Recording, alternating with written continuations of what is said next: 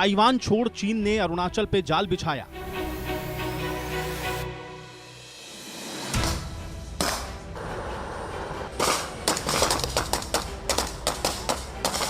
माओ का 5 finger plan सामने आया।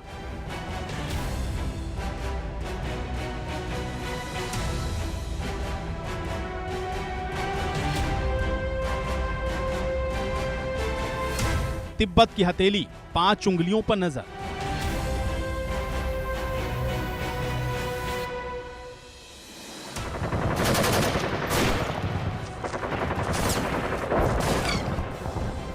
आखिर अरुणाचल पर चीन ने क्यों बढ़ाया तेवर?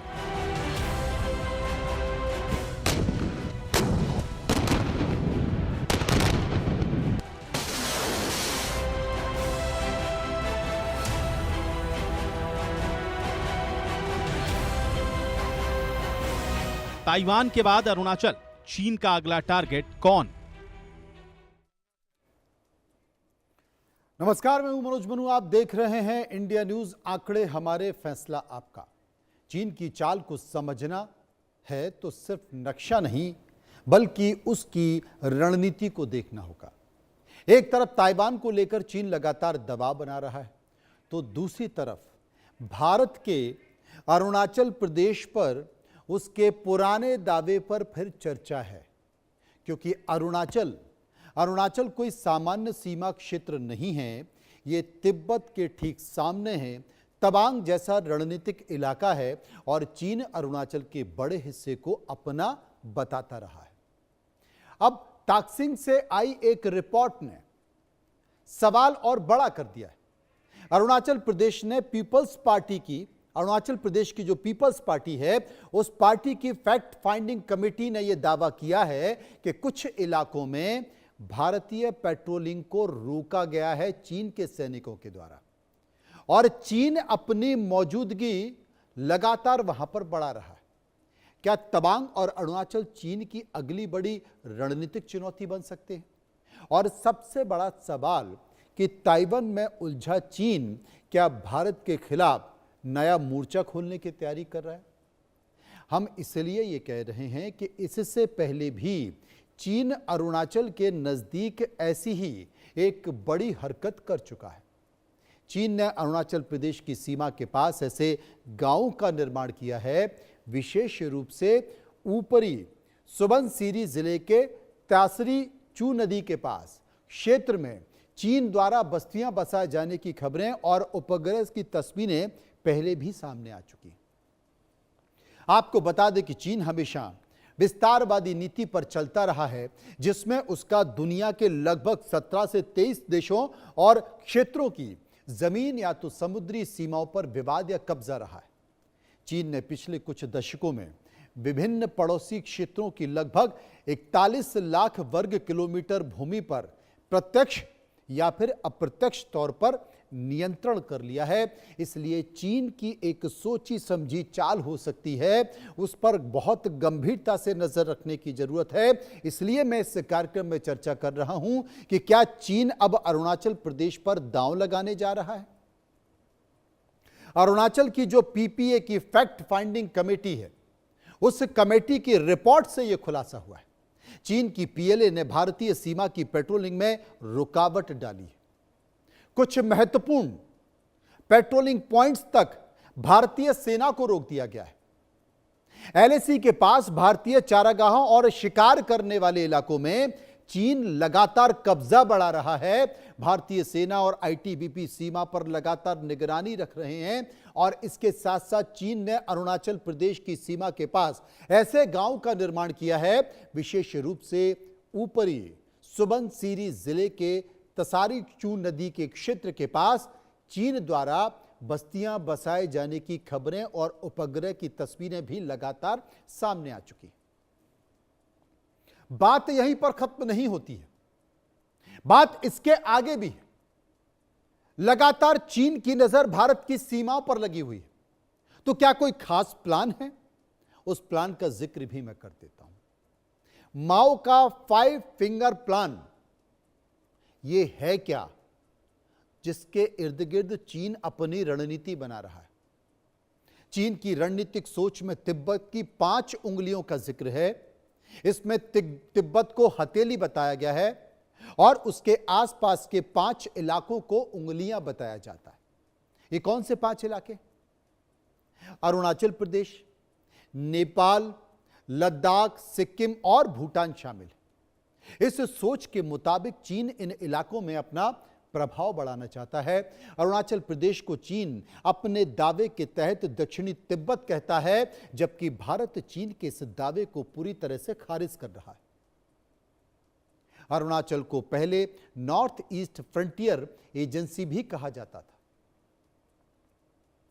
इसी मसले को लेकर हमने एक सर्वे किया है। हम लोगों के पास गए, वहां जाकर हमने लोगों से बात की, लोगों से जानने की कोशिश की और कई सारे सवाल भी पूछे जिसका उन्होंने जवाब दिया है। पहला सवाल जो हमने लोगों से पूछा कि क्या ताइवान के बाद अरुणाचल पर चीन का अगला दांव शुरू हो गया है? 43% लोग, 43% लोगों ने कहा चीन की नजर अरुणाचल पर है। 27% लोग कह रहे थे कि सिर्फ दबाव बनाने की रणनीति है। 26% लोग कह रहे थे नहीं, ताइवान से जोड़ना यह गलत है और 4% लोग इस पर कुछ भी कहना नहीं चाहते थे। सर्वे का एक और सवाल जो हमने लोगों से पूछा, क्या चीन का अरुणाचल के जगहों के नाम बदलना बड़ी साजिश का हिस्सा है? 51% लोग, 51% लोगों ने क्या कहा जानते हैं? 51% लोग कह रहे थे हां, अपना बनाने की कोशिश की जा रही है अरुणाचल को। 31% लोगों ने कहा दबाव बनाने की रणनीति है ये चीन की और 17% लोगों का कहना था कि ये चीन का सिर्फ राजनीतिक दिखावा है। 1% लोग इस पर कुछ भी कहना नहीं चाहते। सर्वे का एक और तीसरा सवाल जो हमने पूछा कि क्या अरुणाचल को लेकर चीन की रणनीति भारत के लिए बड़ा सुरक्षा खतरा है? 72% लोगों ने कहा हां, यह गंभीर खतरा है। 10% लोगों ने कहा बहुत बड़ा नहीं पर सीमित खतरा है। 17% लोग सिर्फ दबाव की रणनीति कर रहे थे और 1% लोग इस पर कुछ भी कहना नहीं चाहते। सर्वे का एक और सवाल, चौथा सवाल हमने लोगों से पूछा कि क्या अरुणाचल पर चीन की बार बार की हरकतों का भारत को सख्ती से जवाब देना चाहिए? 71% लोगों ने कहा चीन को कड़े संदेश की जरूरत है, वो देना जरूरी है। 12% लोगों ने कहा कूटनीतिक जवाब बेहतर होगा। 15% लोगों ने कहा बातचीत से हल निकालना चाहिए इस मुद्दे पर और 2% लोग इस पर कुछ भी कहना नहीं चाहते। सर्वे का एक और सवाल, अंतिम सवाल, पांचवा सवाल जो हमने लोगों से पूछा कि क्या अरुणाचल पर चीन, पाकिस्तान और बांग्लादेश मिलकर साजिश रच रहे हैं? 57% लोगों ने कहा हां, भारत को घेरने की तैयारी है। 15% लोगों ने कहा चीन सबका सहयोग ले रहा है।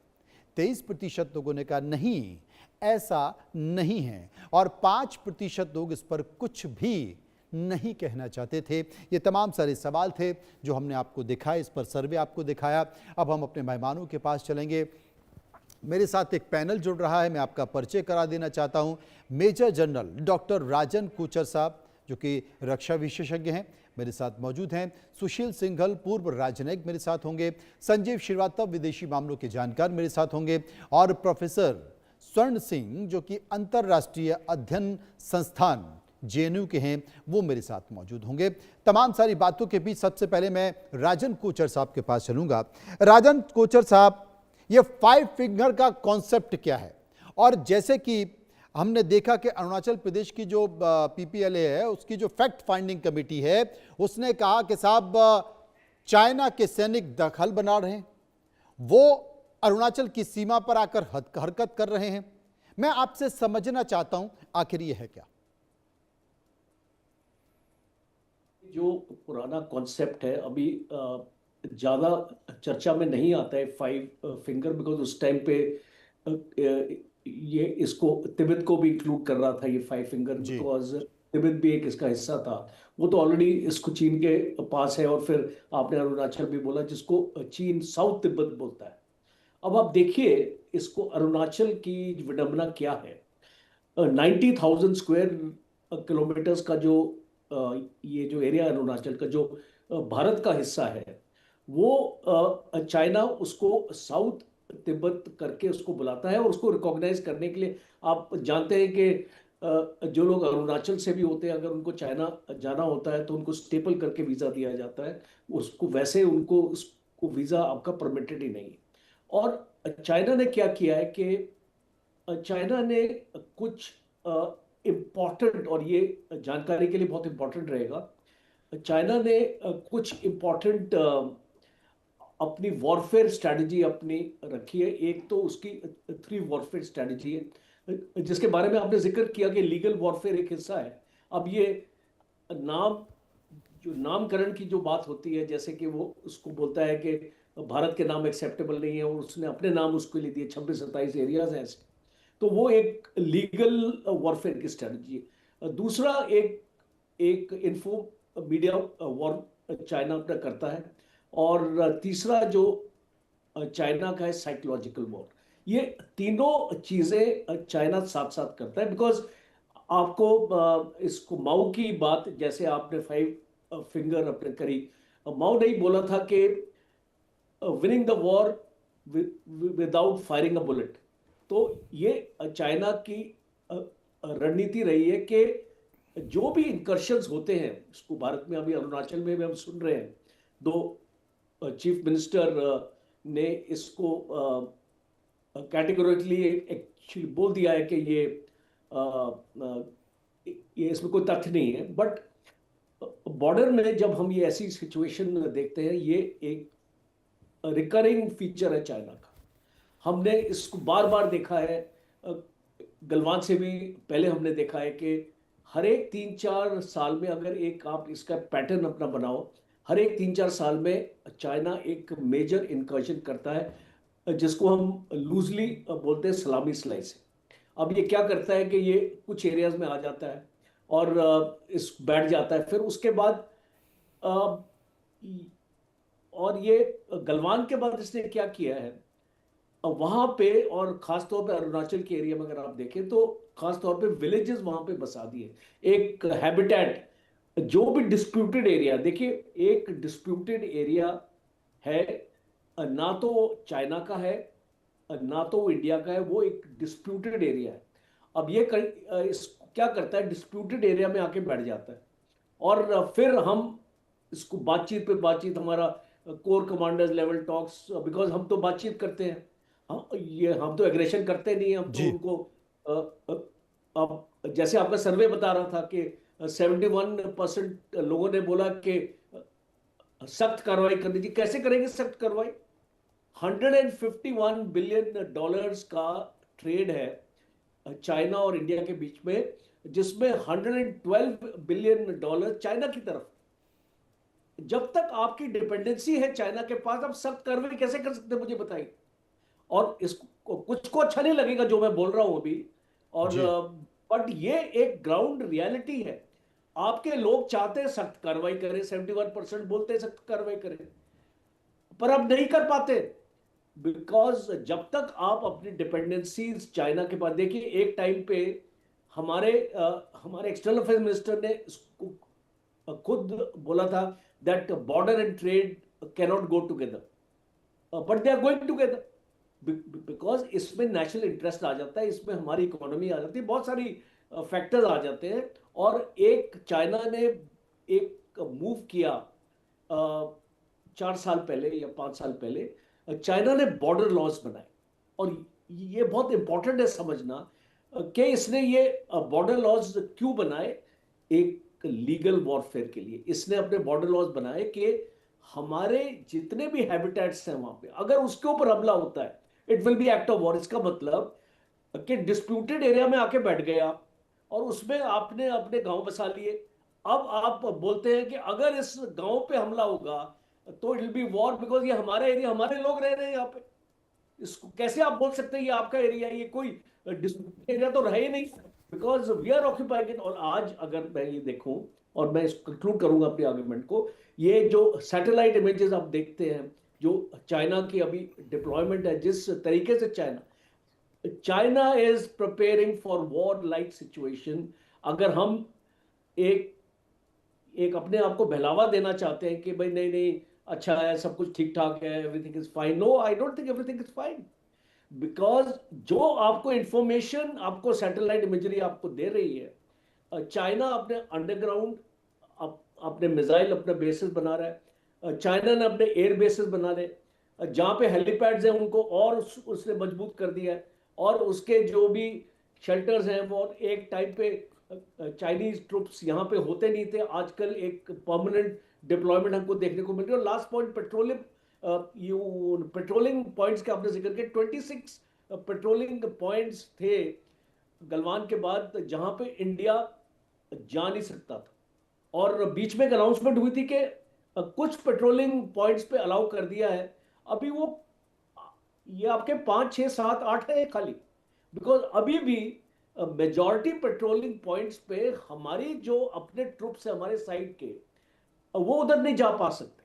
तो ये सिचुएशन आपके अरुणाचल में ही नहीं है, आप डेमचौक में चले जाइए, देप्सांग प्लेन में चले जाइए, आप पेगोंगशू के एरिया में चले जाइए, तो ये सिचुएशन दोनों पूरे बॉर्डर के ऊपर है, लाइन ऑफ एक्चुअल कंट्रोल पे। और ये बहुत इंपॉर्टेंट होगा इसको मॉनिटर करना, बिकॉज पाकिस्तान से भी लिंक्ड है, बिकॉज एक तरफ पाकिस्तान हरकत करेगा, एक तरफ आपका चाइना हरकत करेगा, आपको एंगेज करने की कोशिश करी जाएगी दो फ्रंट्स में। और तीसरा आपका बांग्लादेश, और एक अभी आई थिंक कल की न्यूज है, नेपाल ने एक स्टेटमेंट दिया है कि जो 1950 ट्रीटी थी इंडिया के साथ पीस और फ्रेंडशिप की, और 1816 वाली जो ट्रीटी थी, सुगोली ट्रीटी, वो उसके डॉक्यूमेंट्स ही नहीं मिल रहे उनको। इसको मजाक है ये। I mean they are trying to say that हमारे पास कोई भी डॉक्यूमेंट्स नहीं है जिसमें भारत क्लेम करे काला पानी और आपके बाकी एरियाज है वहां के जो डिस्प्यूट चल रहा है। और तो ये मैं इसको मानता हूं कि इसके पीछे चाइना का हाथ है, और हर एक मैं जगह। आपकी बात से सहमत हूं। मैं राजन कोचर साहब आपकी बात से इसलिए सहमत हूं क्योंकि जिस तरीके से चाइना नेपाल में घुसपैठ कर रहा है, जिस तरीके से चाइना बांग्लादेश में घुसपैठ कर रहा है, पाकिस्तान के साथ तो वो वैसे भी गलवैया बना रहा था और भारत के खिलाफ रणनीति कर रहा है, कुछ ना कुछ है जो भारत के खिलाफ बुनने की कोशिश की जा रही है, गढ़ने की कोशिश की जा रही है।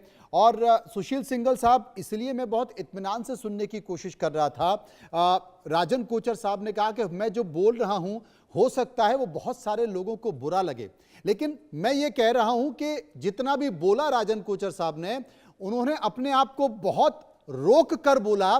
बोलना कुछ और चाहते थे, ज्यादा बोलना चाहते थे, लेकिन नहीं बोल पाए, लेकिन कुछ मर्यादा थी। सुशील सिंघल साहब, कितना चिंतित करने वाला है, कितना गंभीरता से विचार करने वाला है। और इस मुद्दे पर इसलिए मैं जिक्र कर रहा हूं क्योंकि चाइना की नजरें तो पहले से ही ठीक नहीं थी, लेकिन अब जो वो गढ़ रहा है भारत की सीमाओं के इर्द गिर्द, जहां पर चाइना की सीमा लगी है उसके आसपास तो ठीक है, लेकिन बाकी की सीमाओं के इर्द गिर्द जो चाइना बैठकर शतरंज खेल रहा है, ये वाकई चिंता करने वाली बात है। आप मनोज जी बिल्कुल सही कह रहे हैं कि जो चाइना की इस वक्त पॉलिसी चल रही है, जो कार्रवाई कर रहा है, उससे हमें सजग रहना पड़ेगा। और जब भी आपने अभी इसकी 5 फिंगर वाली बात की, इसके बारे में भी जनरल साहब ने बोला, ऑफ कोर्स ये माओ के समय की कहानी है कि वो तिब्बत को पाम, उसके हथेली मानते थे, और 5 जो राज्य हमारे एरिया है, नेपाल इंक्लूडेड है, उनको वो उंगलियां मानते थे। लेकिन ये ऑफिशियली इसको अब कहना कि अभी भी ये पॉलिसी है, वो थोड़ा मुश्किल होगा, क्योंकि इन्होंने कभी इस पर ऑफिशियल डॉक्यूमेंट नहीं निकाला है इसमें जो है। तो लेकिन उसमें कुछ ना कुछ तथ्यता है इसमें, मेरे विचार से इसमें, जिसको हमें विचार में लेना पड़ेगा। और अरुणाचल पे जो आजकल ज्यादा बहुत प्रेशर है, चाइना लद्दाख में भी है खैर, लेकिन अरुणाचल में इस वक्त जो प्रेशर है उसके बहुत सारे कारण हैं, और कंप्लीटली एग्री करता हूं इस बात से कि हमें बहुत सजग रहना की आवश्यकता है। क्योंकि अरुणाचल जो प्रदेश है वो चीन के लिए महत्वपूर्ण बनता जा रहा है, क्योंकि भारत भी अब एक्शन ले रहा है, जैसा कि अभी 27 नए नाम हमने किए, प्लस बॉर्डर डेवलपमेंट हमने शुरू किया है। उससे चीन को चिंता होने लगी है, क्योंकि जो उसको एडवांटेज था वो एडवांटेज उसका खत्म होता जा रहा है। तो इसलिए उनकी जो कोशिश है गांव बसाने की, और इंडियन जो चरवाहे हैं उनको अलाउ नहीं करना, उनको जो है हमारे जो सिक्योरिटी जो पेट्रोलिंग पार्टीज जाती हैं उनको रोकना, वो इसी का एक पॉलिसी का तहत उसका जो है ये काम चल रहा है, जो कि I think I am sure कि हमारी सिक्योरिटी एजेंसीज और भारत सरकार पूरी तरह इसके बारे में सजग होगी। और लेकिन एज ए जैसे हम डिबेट कर रहे हैं तो हमें भी ये विचार रखना चाहिए इस बात में, क्योंकि अरुणाचल जो लग रहा है कि काफी बहुत ज्यादा महत्वपूर्ण है, क्योंकि एक तो वहाँ रिलीजियस पॉलिटिकल इशू है तवांग के एरिया में, क्योंकि वहाँ मॉनेस्ट्री है और वो अब नाउ सर दलाई लामा का सक्सेशन का भी इशू चल रहा है, तो वो चाहते हैं कि उनका इन्फ्लुएंस, चाहे चीन का इन्फ्लुएंस वहां पर रहे। दूसरा, तिब्बत की सिक्योरिटी के पॉइंट ऑफ व्यू से, क्योंकि वहाँ के सेंसिटिव एरिया अरुणाचल के साथ में है, तो वो चाहते हैं कि उसको कंट्रोल करें। तीसरा है कि वो मैकमोहन लाइन का जो इशू चल रहा है वो पुराना इशू है, उसको मानते नहीं है। भारत का जो पॉइंट है कि ईस्टर्न बॉर्डर जो है गवर्न होता है मैकमोहन लाइन से, वो चीन उसको नहीं मानता और उसको जो है कोशिश कर रहा है, नेगेट करने की कोशिश कर रहा है जिस तरह से वो करते हैं। दूसरा जो है, जैसे मैंने कि इंफ्रास्ट्रक्चर के बारे में बात की, भारत का जो इंफ्रास्ट्रक्चर बन रहा है, जो भारत की डेवलपमेंट हो रही है बॉर्डर एरिया, उससे जो एडवांटेज था चीन का वो खत्म, तो उसके लिए वो दूसरे रास्ते अपनाने की कोशिश की जा रही है। वो थोड़ा एग्रेसिव भी हो रहा है जगह जगह पे, उसका कारण यही है। और उसके लिए हमें आई थिंक, जैसे विदेश मंत्री ने पीछे बयान दिया था कि भाई बॉर्डर की जो है, अगर बॉर्डर पर शांति नहीं है, बॉर्डर तो हमारे रिलेशनशिप भी उस पर इम्पैक्ट होगा। अभी अभी उन्होंने कुछ दिन पहले ही उन्होंने बयान दिया है, तो भारत का मतलब साफ है कि भारत सरकार भी इस मामले, इस बात की पूरी तरह से सजग है। लेकिन होता यह है कि वो कुछ कई बार कहा जाता है, कई बार नहीं कहा जाता है, डिप्लोमेटिक ये चलता रहता है। लेकिन ये कहना कि अगर कोई कहे कि भाई भारत सरकार इस बारे में सजग नहीं है, तो उसको मैं थोड़ा सा उसके पिंच ऑफ सॉल्ट के साथ में मैं उसको लूंगा, क्योंकि एजेंसी इस बारे में मेरे ख्याल से पूरी तरह से सावधान है। क्योंकि तो पीछे आप जैसा कि गलवान की बात की और पहले भी जो इंसिडेंट हुई है, उसके बाद से एजेंसी बहुत ज्यादा एक्टिव हो गई उस एरिया में। Thank you very much.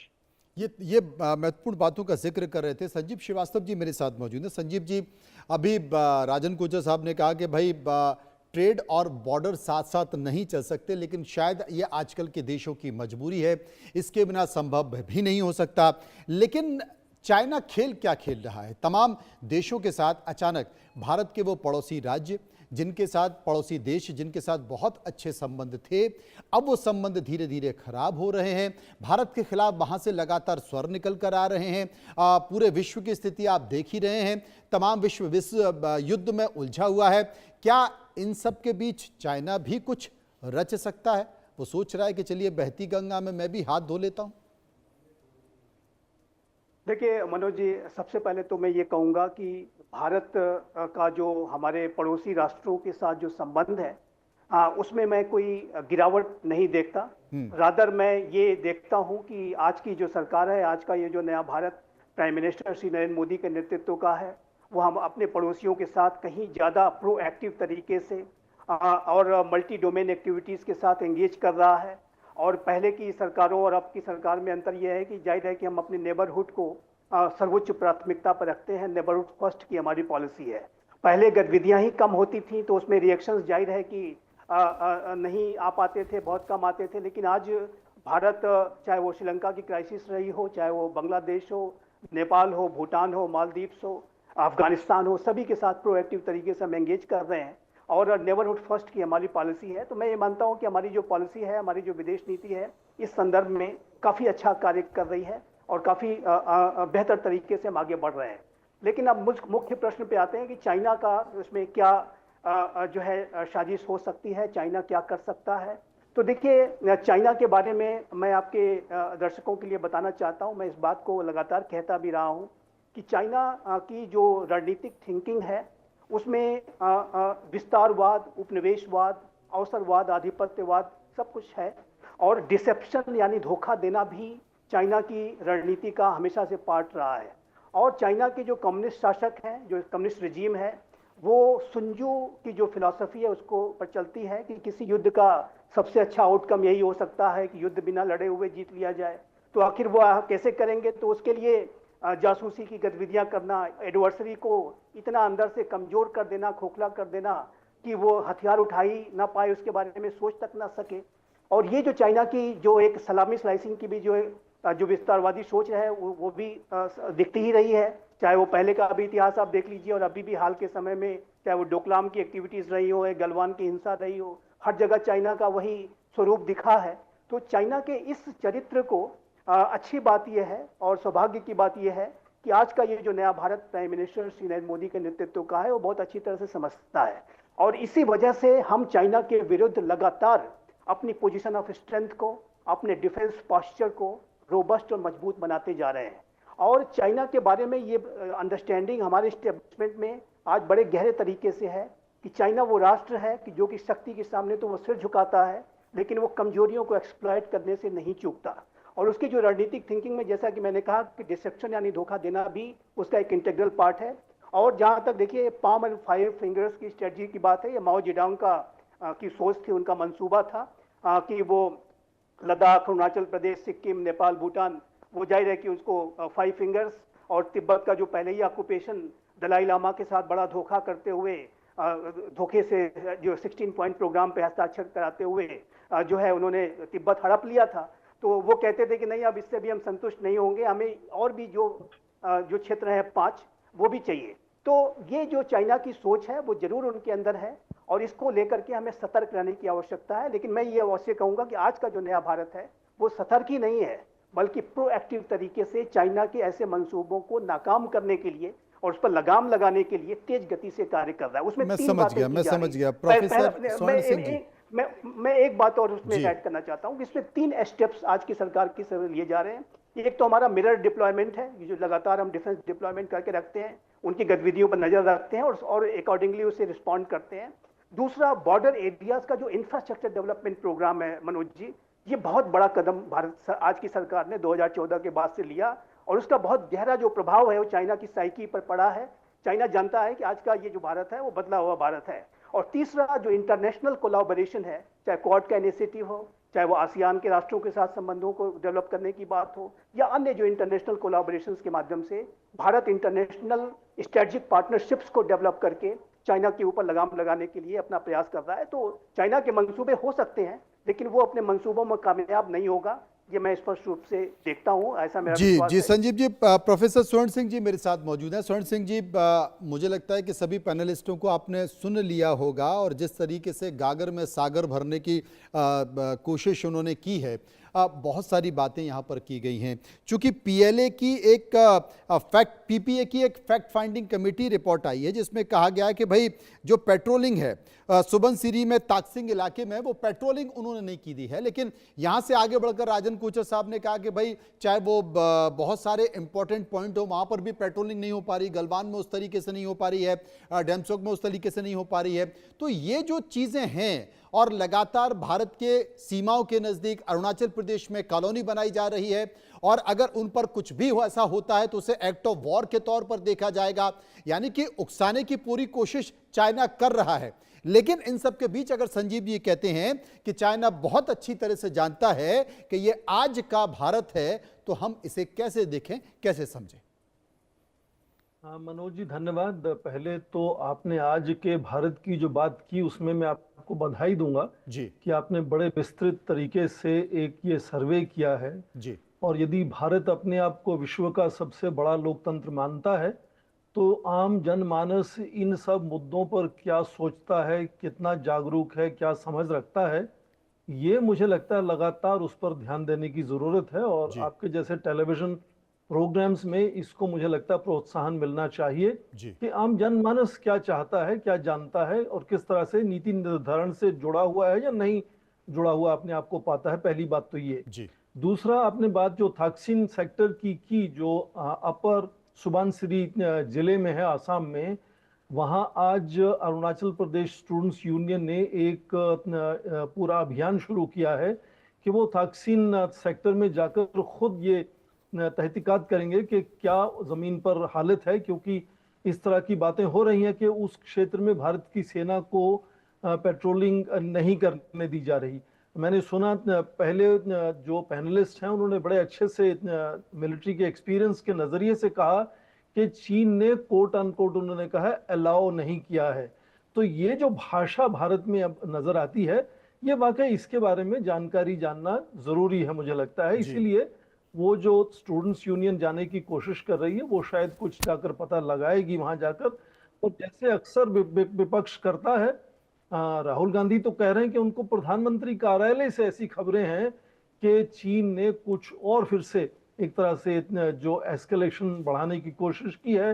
हालांकि विदेश मंत्रालय के प्रवक्ता के नजरिए से भी और सेना के नजरिए से भी इसका खंडन कर दिया गया है पहले से ही कि ऐसा कुछ नहीं हो रहा है जमीन पर। मोटे तौर पर अब ये आपने जो हथेली और 5 उंगलियों की बात की, वो जब भारत और चीन दोनों आजाद हुए 1947 में हम और 1949 में वो, तो उस वक्त ये जो भूमि की अखंडता है, जो संप्रभुता दोनों तरफ से उस वक्त वो बन रही थी, अभी तैयार हो रही थी। तो उस वक्त जो माओ त्से तुंग नेता थे चीन के, वो कहते थे कि जो तिब्बत है वो चीन की हथेली होगा और नेपाल, भूटान, सिक्किम और लद्दाख, ये जो हिमालयन किंगडम एक जमाने में होती थी, ये 5 फिंगर होंगी। हालांकि ये कुछ हद तक उनकी जो कल्चरल रेवोल्यूशन हुई 60 और 70 के दशक में, तब तक ये बात चली, उसके बाद ये समाप्त हो गई बात। और 80 के दशक में चीन ने अपना रुझान जब पूरा उन्नति की तरफ, विकास की तरफ बदला, तो भारत से रिश्ते अच्छे करने की कोशिश करने से नजरिए से उन्होंने इस बात को खत्म किया और इन सब पड़ोसी देशों को खुलकर कहना शुरू किया कि भारत के साथ यदि आपकी कोई समस्या है, हिमालयन किंगडम्स को उन्होंने कहा, तो आप भारत से खुद ही उससे सुलझेंगे, चीन को इससे कुछ लेना देना नहीं है। फिर आप देखिए 90 के दशक से फिर बदलाव आता है, जब ये अचानक आर्थिक उदय शुरू होता है चीन का, तो उनकी 90 के दशक तक भारत और चीन की जो जीडीपी थी वो बराबर थी, करीब करीब $300 बिलियन, और वो बढ़कर आज देखिए भारत की 4 ट्रिलियन और चीन की 21 ट्रिलियन हो चुकी है।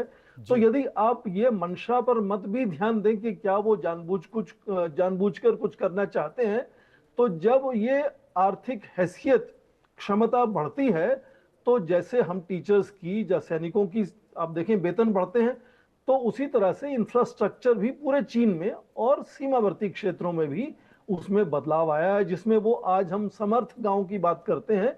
जो सरकार के आंकड़े हैं कि वो 628 गांव इस तरह के फ्रंटियर एरिया में चीन तैयार कर चुका है और भी आगे से आगे कर रहा है। तो उससे आने जाने की जो सेना की क्षमता है, बड़े वाहनों से, बड़े हथियारों से, बड़े साजो सामान से बड़ी तेजी से आगे और पीछे करने की जो क्षमता है, उसके चलते आप देखें पिछले 10 या 12 सालों में जो जिसको हम इनकर्शंस कहते हैं कि वो जो हमारी लाइन ऑफ कंट्रोल, हमारी समझ से है, उसके इस तरफ चीन आता है, जब भारत उस तरफ जाता है चीन की समझ में, उसमें बड़ी तेजी से संख्या बढ़ी है। 10 साल पहले करीब 80, 90, 100 होते थे, बढ़कर 600 हो गए। और उसके अलावा ये भी हुआ जो 2020 में, 2020 में क्या हुआ, 4 जगह पे एक ही समय में इस तरह का ये इंग्रेशन हुआ। तो मंशा एक तरफ है कि क्या चीन की मंशा है भारत से एक तरह से प्रतिस्पर्धा करने की या युद्ध छेड़ने की, उसको आप ना भी ध्यान दें तो जमीन पर ये हालात ऐसे बदले हैं कि इनकर्शंस बढ़े हैं और भारत लगातार उसकी तैयारी में लगा हुआ है। इसीलिए आप देखें पिछले ही सप्ताह 36वीं बैठक हुई बॉर्डर जो मैकेनिज्म है कंसल्टेशन एंड कोऑपरेशन का, और वहां भी ये बात हुई कि यदि कोई तालमेल में गड़बड़ होती भी है तो आपस में कम्युनिकेशन लगातार बनाया रखा जाएगा दोनों तरफ से, ताकि हम एक दूसरे को बात समझा सकें, सफाई दे सकें। तो कोशिश है, पर चुनौतियां लगातार बढ़ रही हैं, ये समझना जरूरी है। और क्योंकि मैंने फिर अपनी बात यहां से शुरू की, क्योंकि भारत बहुत बड़ा लोकतंत्र है, इसलिए आप देखें बहुत जल्दी से अलग अलग तरह की भाषा, अलग अलग तरह की आवाजें आपके समाचार पत्रों में, आपके टेलीविजन चैनल्स पर एकदम नजर आनी शुरू हो जाती हैं। इसलिए शायद भारत की तरफ जो नेतृत्व है उसकी जिम्मेदारी थोड़ी सी और ज्यादा बढ़ जाती है कि अपनी जो जनता है उसको लगातार संपर्क में रहें और उनको समझाएं, उनको सफाई दें कि क्या ये जो प्रश्न उठ रहे हैं ये इनका कहां तक सच्चाई है, जब भारत किस तरह से तैयारी कर रहा है उनको लेकर। तो ये चीन की चुनौती मैं नहीं कहूंगा कि नहीं है, हालांकि चिंता का विषय नहीं है, पर चौकन्ने रहने का विषय हर वक्त मैं कहूंगा कि ये बना रहता है। और उसमें किस तरह से भारत लगातार तैयारी में जुटा हुआ है, ये भारत के नेतृत्व को लगातार मुझे लगता है कि समझाने की जरूरत है। और हम लोगों को, आप लोगों को इस तरह के सर्वे करने से भारत के नागरिकों को भी जागरूक करना होगा और समझना होगा कि क्या वो जो रणनीति भारत की है उसको समझते हैं, उससे जुड़ा पाते हैं अपने को। खासकर सीमावर्ती इलाके के जो लोग हैं हमारे, उनकी ये समझ बढ़ना बहुत जरूरी है, क्योंकि सीधी जब भी कुछ मान लीजिए कोई मुश्किल आती है, जैसे 2020 जून में आई थी, तो सीमावर्ती इलाकों में लोगों को थोड़ी सी परेशानी ज्यादा होती है। तो मुझे लगता है उनको भी इसकी लगातार जानकारी मिलनी चाहिए। और इसीलिए मैंने जैसे कहा कि आज जो all Arunachal Pradesh students union का एक पूरा दल उन्होंने शुरू किया है, एक मार्च के वो ताकसीन सेक्टर में जाकर देखना चाहते हैं, तो क्या उनको अनुमति मिलेगी या नहीं मिलेगी, ये आने वाले कुछ दिनों में हम बिल्कुल देखेंगे। आपने सही कहा कि ये आने वाला समय तय करेगा। असल में मैंने किसी को टोका नहीं, ये विषय 40-45 मिनट का नहीं है, ये विषय ऐसा है जिस पर 2-2.5 घंटे चर्चा हो, उसके बाद मंथन निकल कर आए, और सरकारें और तमाम जो विश्लेषक इस पर चिंतन भी करें, क्योंकि ये बहुत गंभीर चिंता का विषय है। फिलहाल समय का अभाव है, लेकिन इन सब के बीच मैं इतना जरूर कहना चाहता हूं कि ये हिंदू मुस्लिम और मस्जिद मंदिर से ज्यादा महत्वपूर्ण विषय है। देश की सीमाओं पर जो घट रहा है उसके बारे में गंभीरता से विचार होनी चाहिए। तमाम बिल महत्वपूर्ण हैं, लेकिन संसद में इस पर भी चर्चा होनी चाहिए और खुले दिल से चर्चा होनी चाहिए। राष्ट्रवाद के तौर पर चर्चा होनी चाहिए, देश के तौर पर चर्चा होनी चाहिए, राजनीति और राजनेता के तौर पर चर्चा नहीं होनी चाहिए, क्योंकि पूरे देश का कंसर्न ये है। बहुत बहुत शुक्रिया करना चाहता हूं सभी लोगों का जो मेरे साथ इस चर्चा में मौजूद रहे। समय का अभाव है, वरना और ज्यादा चर्चा होती। कुल मिलाकर फिलहाल खबरों के सफर में इतना ही। बाकी की खबरों के लिए आप चलते रहिए इंडिया न्यूज के साथ। मुझे दीजिए इजाजत, नमस्कार।